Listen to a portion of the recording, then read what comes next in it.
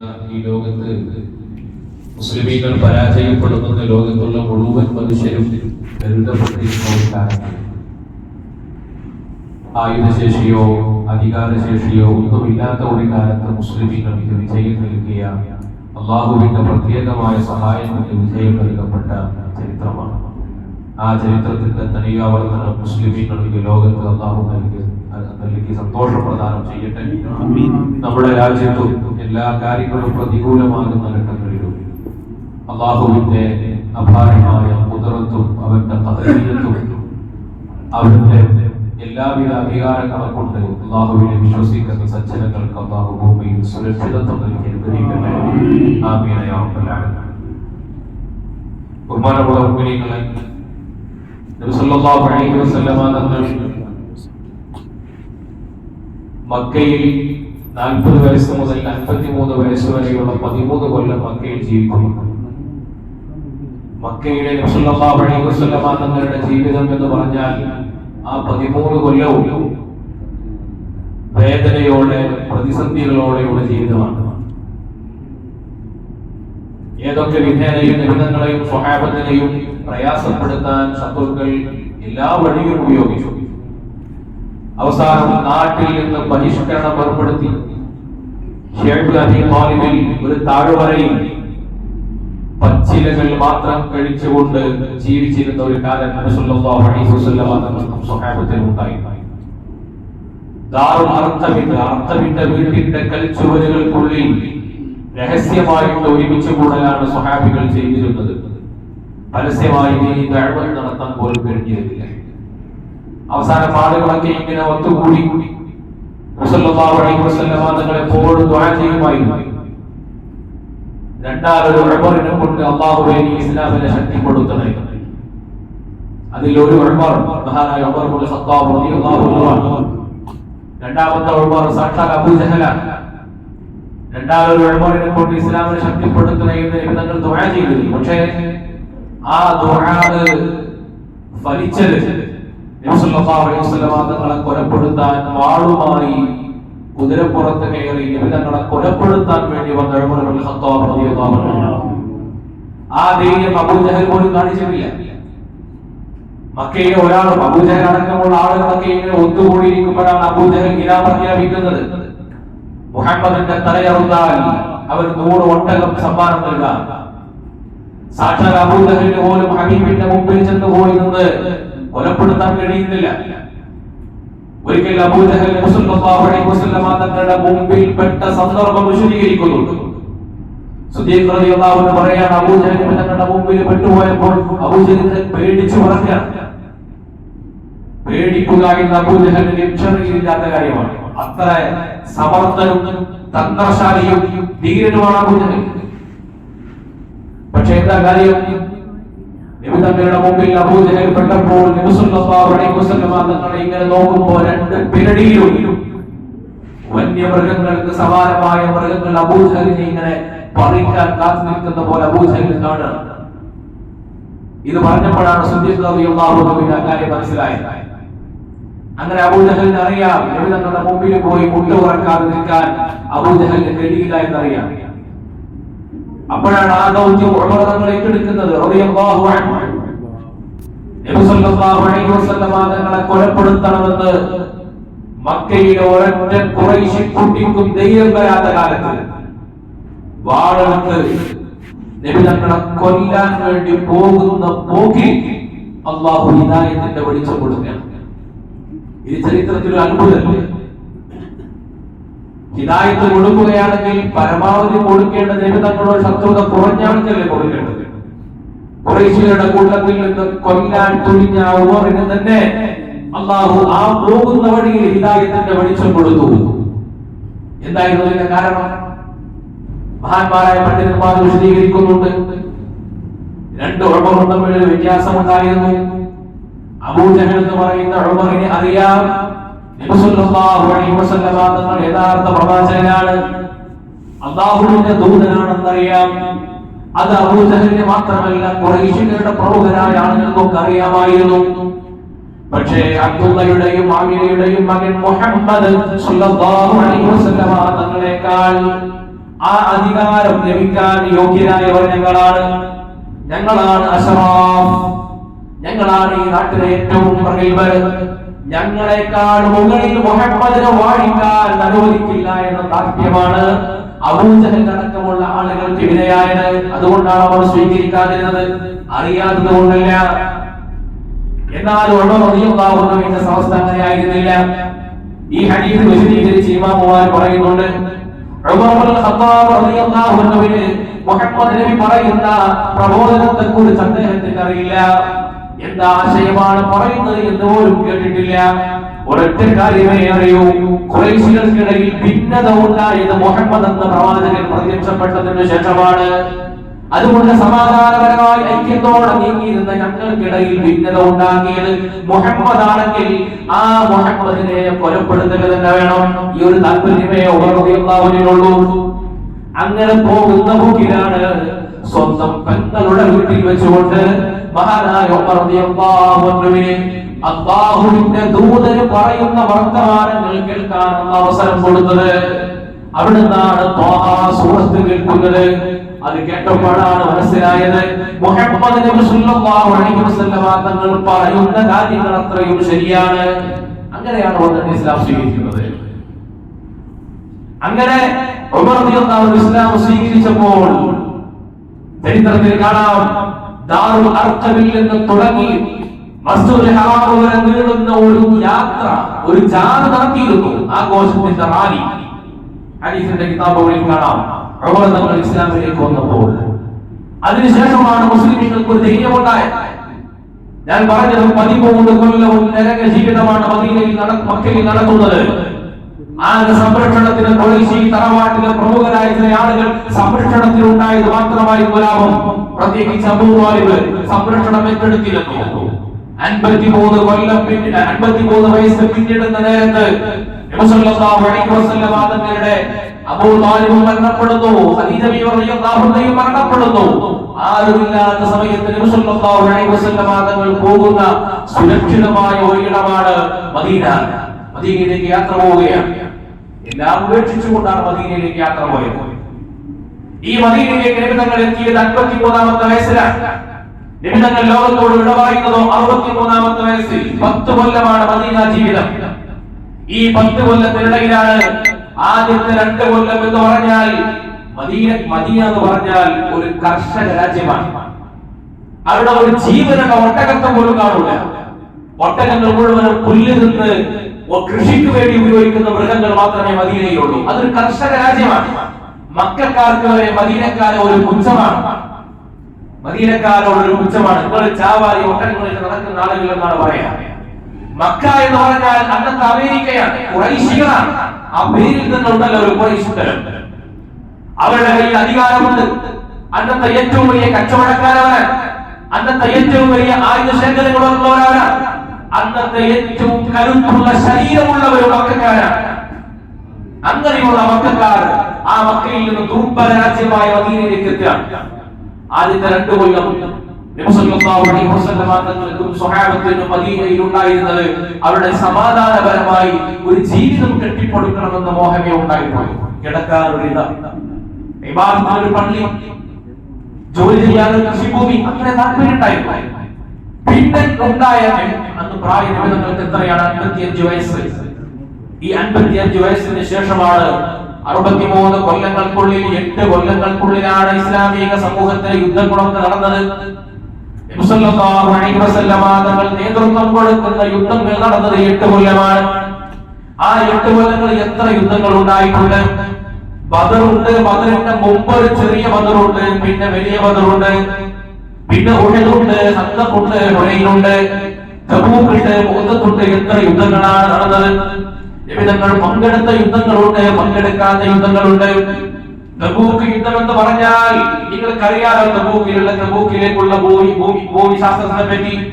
Saudi അറേബ്യയിൽ നിന്ന് ഏറ്റവും ദീർഘദൂരം യാത്ര ചെയ്തുകൊണ്ട് മദീനയിൽ നിന്ന് കഷ്ടപ്പാടുള്ള യാത്ര ചെയ്തുകൊണ്ട് പോയി നടത്തിയ യുദ്ധമാണ് തബൂക്ക് യുദ്ധം. വലിയ കഷ്ടപ്പാടാണ്. ഖന്തഖ് യുദ്ധത്തെ കുറിച്ച് നിങ്ങൾക്കറിയില്ലേ? മദീനയിൽ ഇന്നും പോയാൽ ഖന്തഖിന്റെ കിടങ്ങ് കയറിയ സ്ഥലം കാണാം. അവിടെ ഇന്ന് റോഡാണ്.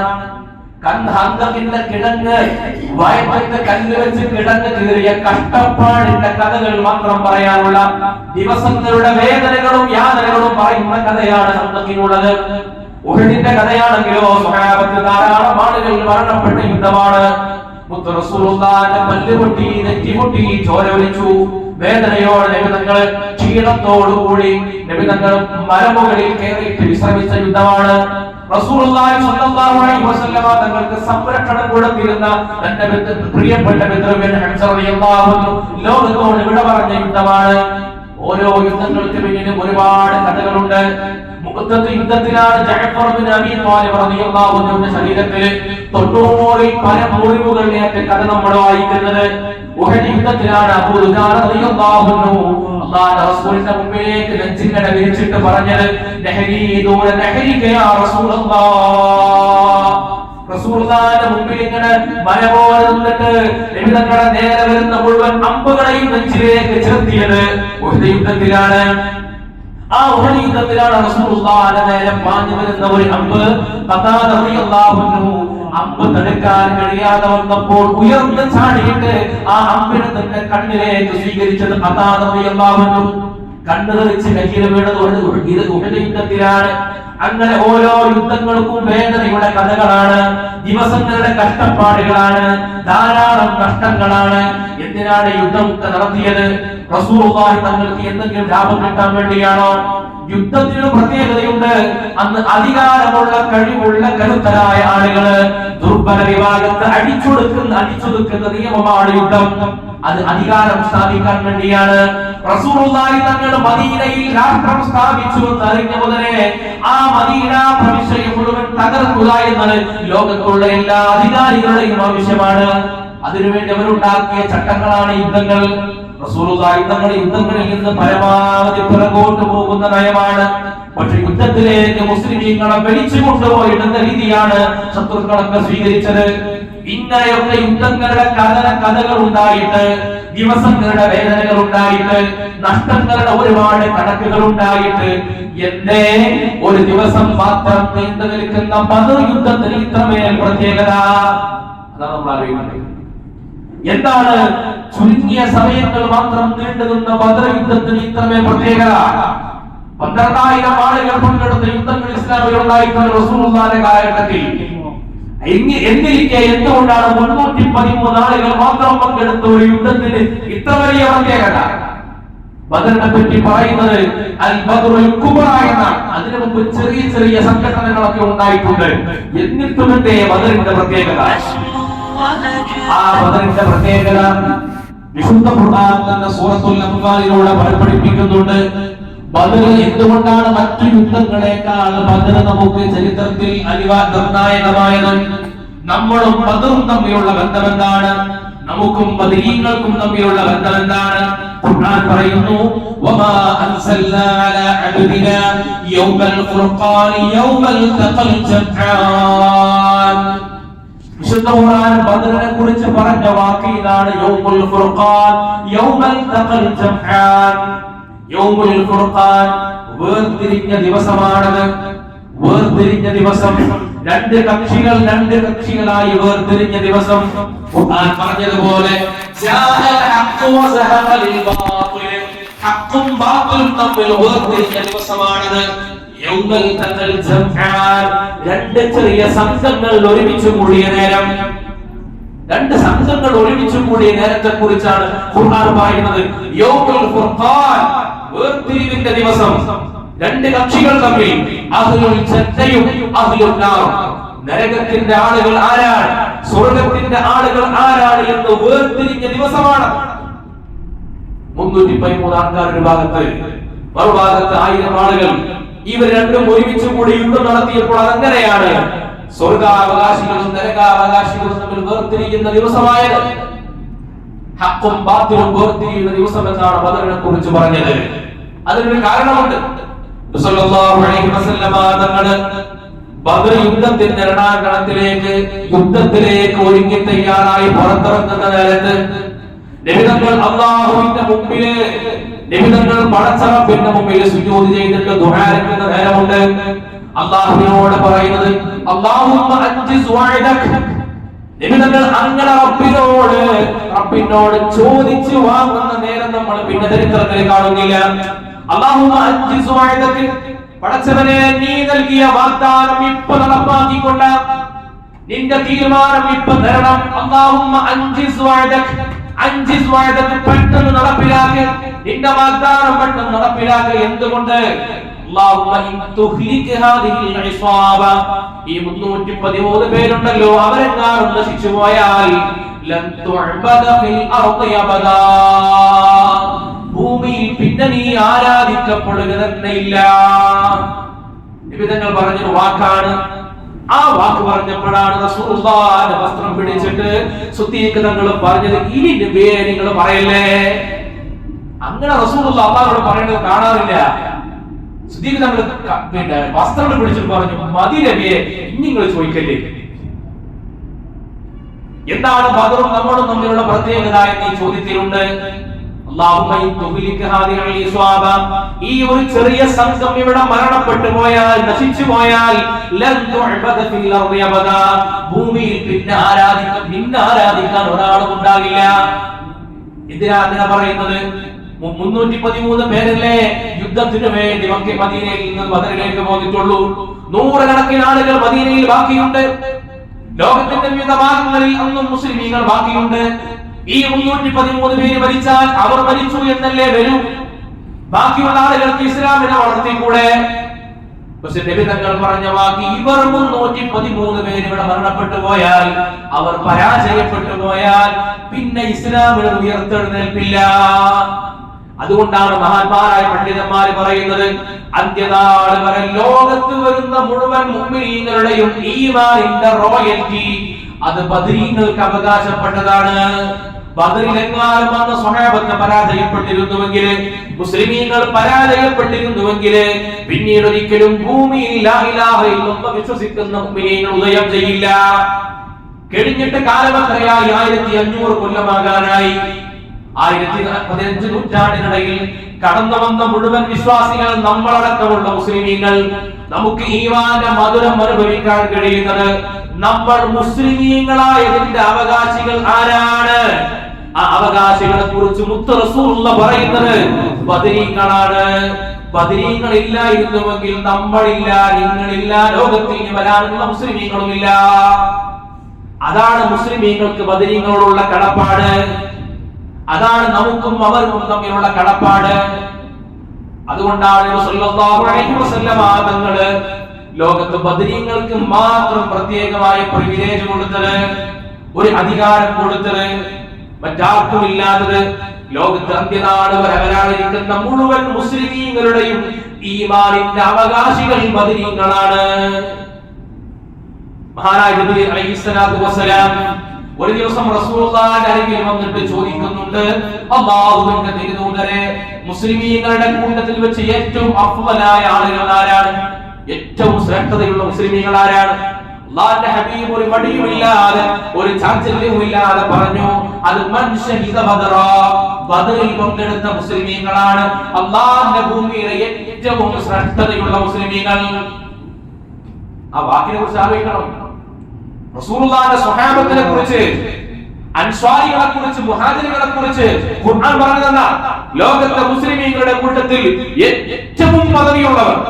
നമുക്കതിനെ വാക്കുകൊണ്ട് പദവിയുള്ളവർ എന്ന് പറയാൻ എളുപ്പമാണ്.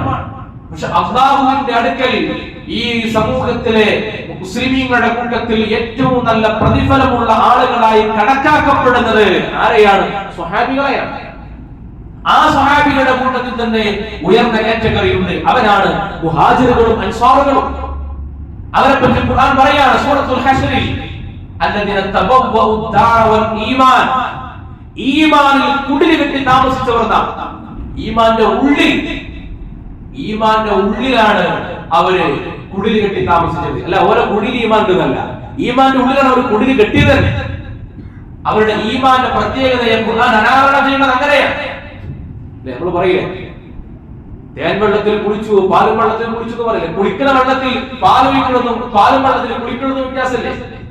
മുഹാജിറുകൾ അൻസ്വാരികളായ സഹാബത്തിനെ പറ്റി ഖുർആൻ പറയുന്നത് ഈമാനിൽ കുതിരിട്ടി താമസിച്ചു അത്ര പ്രത്യേകതയോടുകൂടിയാണ് ഖുർആൻ അവരെ പരിചയപ്പെടുത്തിയത്. ലോകത്ത് ഇനി വരാനുള്ള മുസ്ലിമീങ്ങൾക്കൊന്നും അൻസ്വാരികളെ പോലെയോ മുഹാജിറുകളെ പോലെയോ ആകാൻ കഴിയില്ല. യുസിറൂന അലാ അൻഫുസിഹിം വലൗ കാന ബിഹിം ഖസാസ. എനിക്ക് എന്തെങ്കിലും ഒരു ആവശ്യമുണ്ടെങ്കിൽ, അനിവാര്യമായ ആവശ്യമുണ്ടെങ്കിലും ആ ആവശ്യത്തെ മാറ്റിവെച്ചിട്ട് മുസ്ലിമീങ്ങളുടെ ദീനിന്റെ ആവശ്യത്തെ ഒന്നാമതായി കണ്ട ആളുകൾ. അതാണ് മുഹാജിറുകളുടെയും അൻസ്വാറുകളുടെയും പ്രത്യേകത. മുഹാജിറുകൾ സ്വന്തം കുടുംബത്തെ നാട്ടിൽ ഉപേക്ഷിച്ച് അവർ എന്താണെന്ന് പോലും അറിയാതെ, ഒരു വിവരവുമില്ലാതെ മദീനയിലേക്ക് ഈമാനിന് വേണ്ടി രക്ഷപ്പെട്ട ആളുകൾ, ഇസ്ലാമിന്റെ പ്രബോധനത്തിന് വേണ്ടി പോയ ആളുകൾ. അൻസ്വാരികളോ, ഞാൻ കഷ്ടപ്പെട്ട് പതിറ്റാണ്ടുകളോളം കൃഷി ചെയ്തുണ്ടാക്കിയ കൃഷിഭൂമിയെ രണ്ടായി മുറിച്ച് അതിൽ ഒരു പകുതി ഞാൻ ഇന്നലെ വരെ കാണാത്ത എന്റെ മുഹാജിറായ സ്വഹാബിയെ അദ്ദേഹം മുസ്ലിമായി എന്ന ഒറ്റ കാരണം കൊണ്ട് അയാൾക്ക് മുറിച്ചങ്ങോട്ട് കൊടുക്കുന്ന അൻസ്വാരി. ഇവരെ പറ്റി ഖുർആൻ പറഞ്ഞതാണ്, അവർക്ക് അവരുടെ നഫ്സിനേക്കാൾ താല്പര്യം അല്ലാഹുവിന്റെ തീരുമാനങ്ങളെ. ഇനി നോക്കൂ, ഈ സ്വഹാബികളുടെ കൂട്ടത്തിലെ ഏറ്റവും, ഈ പറയപ്പെട്ട സ്വഹാബത്തിന്റെ കൂട്ടത്തിലെ ഏറ്റവും ഉയർന്ന സ്ഥാനമുള്ളവരാണ് ബദറിൽ പങ്കെടുത്ത സ്വഹാബികൾ. അവരുടെ കൂട്ടത്തിൽ ഉയർന്നവരാണ്. അവരോടാണ് നബി സല്ലല്ലാഹു അലൈഹി വസല്ലം തങ്ങൾ പറഞ്ഞപ്പോ ജിബ്രീൽ അലൈഹിസ്സലാം പറയുന്നു, വകദാലിക മിനൽ മലായിക, മലക്കുകളുടെ കൂട്ടത്തിലും ഉണ്ട് വ്യത്യസ്ത കാറ്റഗറികൾ. ആ മലക്കുകളുടെ കൂട്ടത്തിലെ ഏറ്റവും ഉയർന്ന കാറ്റഗറി ആരാണ്? അത് ബദറിൽ പങ്കെടുത്ത 3000 മലക്കുകളാണ്. ജിബ്രീൽ അലൈഹിസ്സലാത്തു വസ്സലാം വന്നിട്ട് റസൂലുള്ളാഹിനോട് പറഞ്ഞു കൊടുക്കുന്ന വാക്കാണ്, എന്തിനാണ് നമ്മൾ ബദരീങ്ങളെ ഓർക്കുന്നത്? എന്തിനാണ് നമ്മൾ ബദരീങ്ങളെ അനുസ്മരിക്കുന്നത്?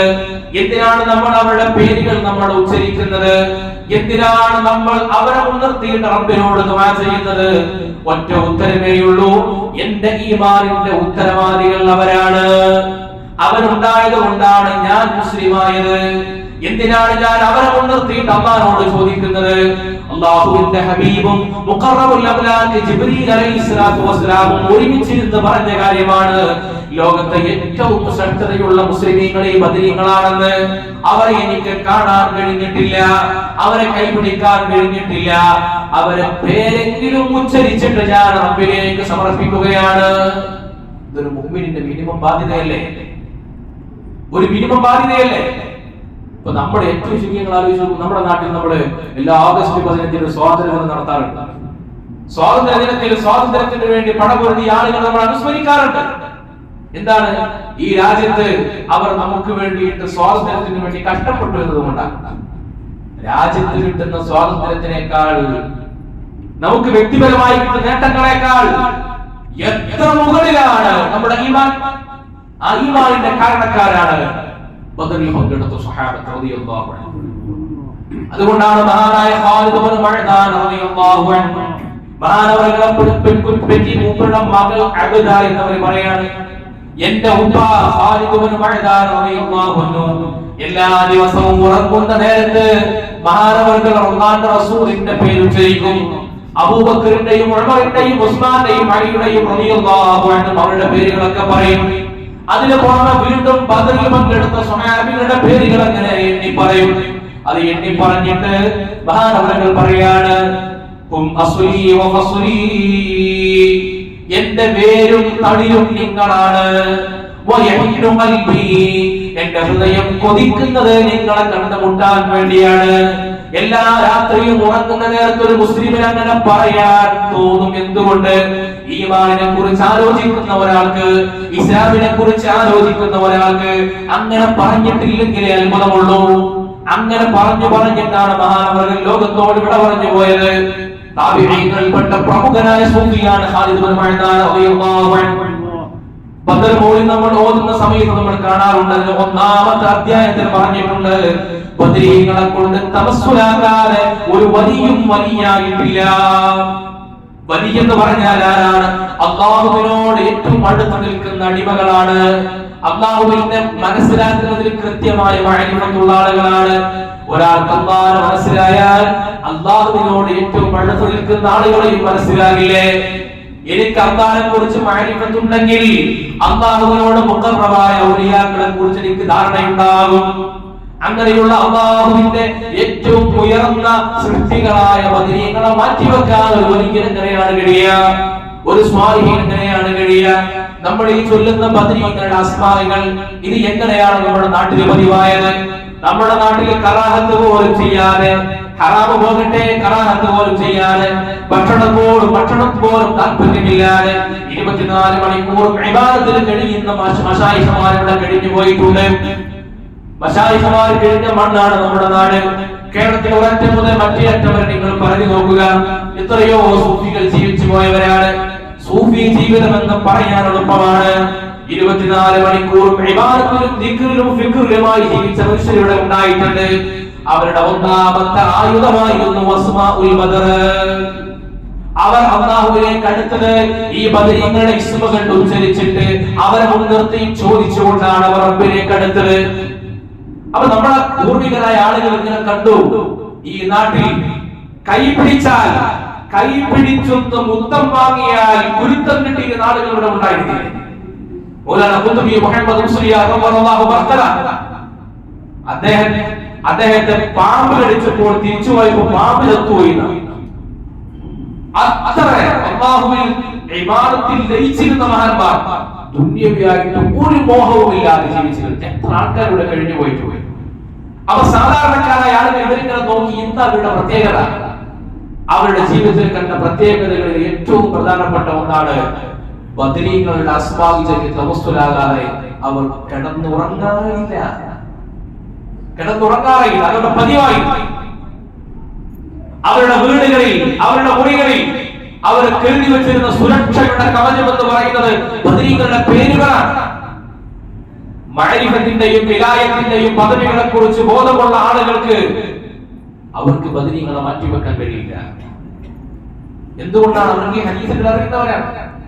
റസൂലുള്ളാഹി അലൈഹി വസല്ലം ബദറിൽ പങ്കെടുത്ത സ്വഹാബികളെ പറ്റി പറയുന്നിടത്ത് റസൂലുള്ളാഹി അലൈഹി വസല്ലം തങ്ങൾ പറഞ്ഞിട്ടുണ്ട്, ലഅല്ലല്ലാഹു തആല അലാ അഹ്ലി ബദർ, ബദരീങ്ങളോട് അല്ലാഹ് പറഞ്ഞിട്ടുണ്ട്, ഇഫ്അലൂ മാ ശിഅ്തും, നിങ്ങൾ എന്ത് വേണമെങ്കിലും ചെയ്തോ, നിങ്ങൾക്ക് അല്ലാഹ് പുറത്തു കൊടുത്തിട്ടുണ്ട്. ബദരീങ്ങൾക്കുള്ള ഒരു പ്രിവിലേജ് ആണ്, അവർക്കുള്ള ഒരു അംഗീകാരമാണ്. ബദറിൽ പങ്കെടുത്ത സ്വഹാബിയാണ്. ആ ഹാത്തബ് റളിയല്ലാഹു അൻഹു ഒരു ദിവസം ഒരു രാജ്യദ്രോഹം കുറ്റം ചെയ്യുകയുണ്ടായി.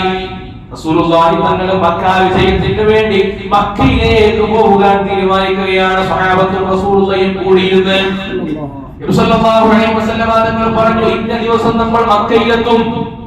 ആ ദിവസമാണ് മക്ക ഫതഹ് ഉണ്ടായത്. നബി തങ്ങളും സ്വഹാബത്തും ഇങ്ങനെ കൂടിയിരുന്നത് പ്ലാൻ ചെയ്യുമ്പോഴാണ് ജിബ്രീൽ അലൈഹിസ്സലാത്തു വസ്സലാം അറിയിപ്പ് കൊടുക്കുന്നു, അല്ലാഹുവിന്റെ തിരുദൂതരെ, നിങ്ങൾ മക്കയിലേക്ക് ഇന്ന ദിവസം വരുമെന്ന വാർത്ത കുതിരപ്പുറത്തു പോകുന്ന ഒരു പെണ്ണിന്റെ മുടിക്കെട്ടിനുള്ളിലുണ്ട്. ഈ വാർത്ത കേട്ടപ്പോ ജിബ്രീൽ അലൈഹിസ്സലാം അലി റളിയല്ലാഹു അൻഹു പറഞ്ഞേക്കുന്നു, അലിയാരങ്ങളും കൂടെ രണ്ട് സ്വഹാബിമാരും കൂടി ദൂരെ പോയിട്ട് വഴിയിൽ മക്കയിലേക്കുള്ള വഴിയിൽ കുതിരപ്പുറത്ത് പോകുന്ന ഒരു പെണ്ണിനെ തടഞ്ഞു നിർത്തി. അവിടെ മുഴുവനായിട്ട് പരിശോധിച്ചു, ഒരു തെളിവും കാണാൻ കഴിയുന്നില്ല. അവസാനം പറഞ്ഞു, നീ ഒരു രഹസ്യം ചോർത്തുന്നുണ്ടെന്ന വിവരം ഞങ്ങൾക്കറിയാം, മര്യാദ കാണിച്ചു തന്നോ, ഇല്ലെങ്കിൽ അത് കൈകാര്യം ചെയ്യുന്നു.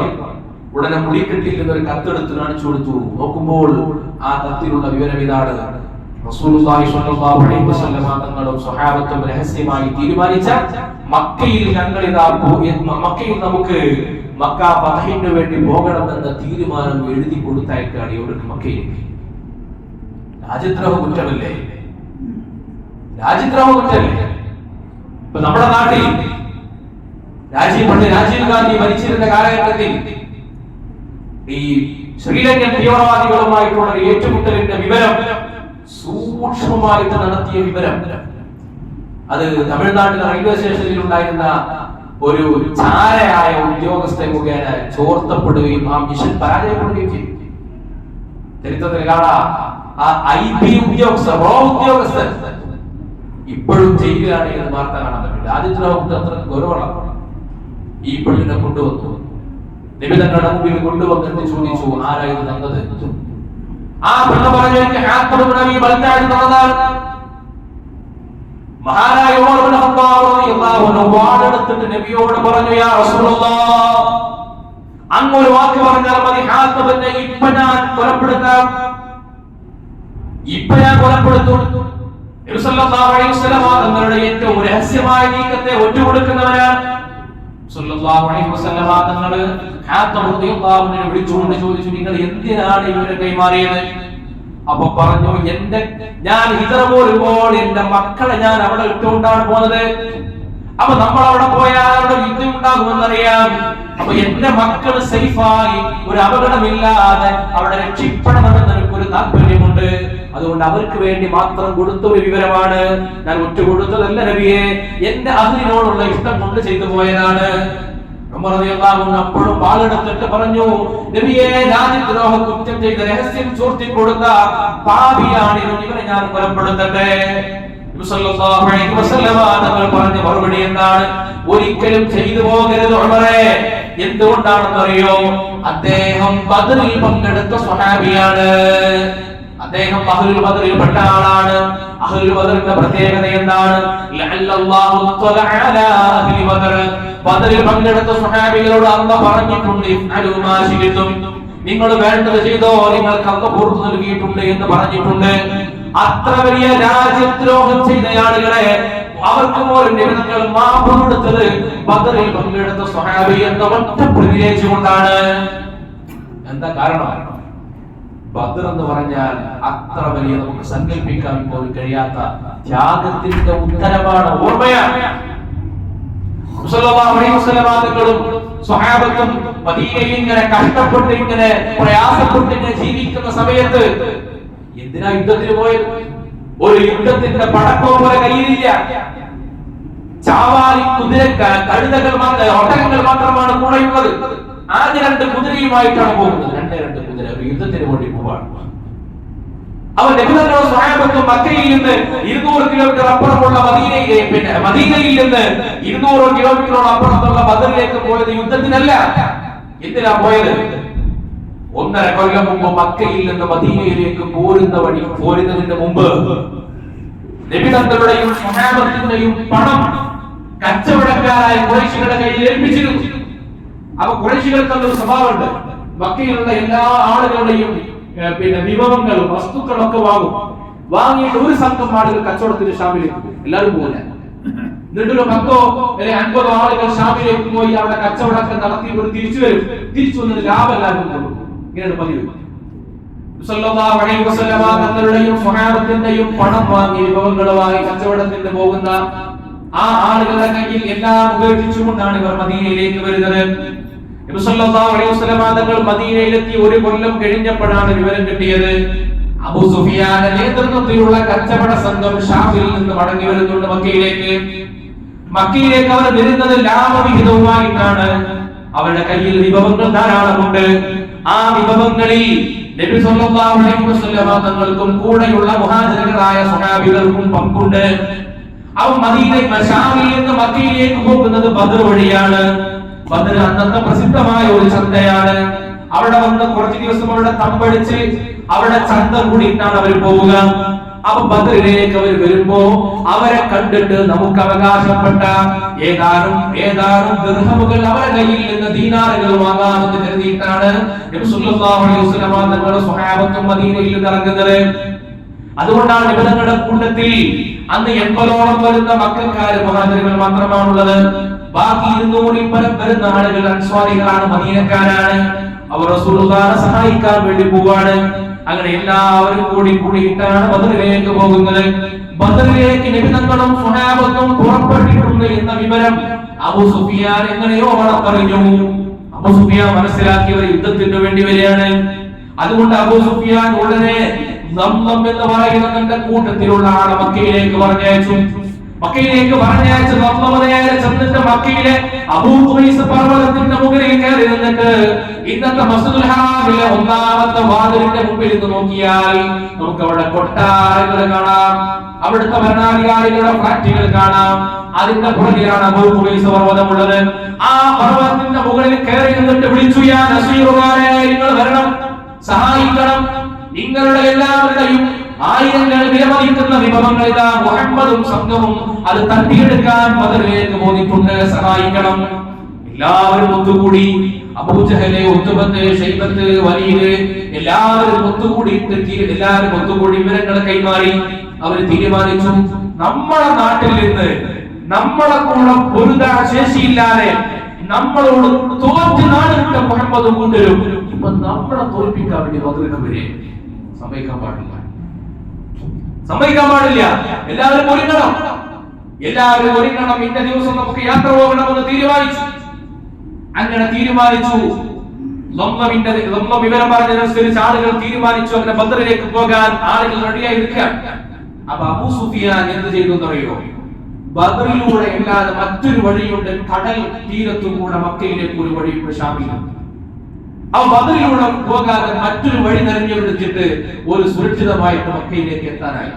അപ്പൊ വീണ്ടും ആൾ പറഞ്ഞു, ഇനി നിങ്ങൾ എന്ത് ചെയ്യണ്ട, യുദ്ധത്തിന് പോരണ്ട, നമ്മൾ സേഫ് ആയിട്ടുണ്ട്, മക്കയിലേക്ക് ഇന്ന ദിവസം എത്തും എന്ന് പറഞ്ഞ ആളെ പറഞ്ഞു. ഈ വിവരം കിട്ടിയപ്പോ അബൂജഹൽ പറഞ്ഞു, നമ്മൾ തീരുമാനിച്ചതാണ്, പോകേണ്ടതാണ്.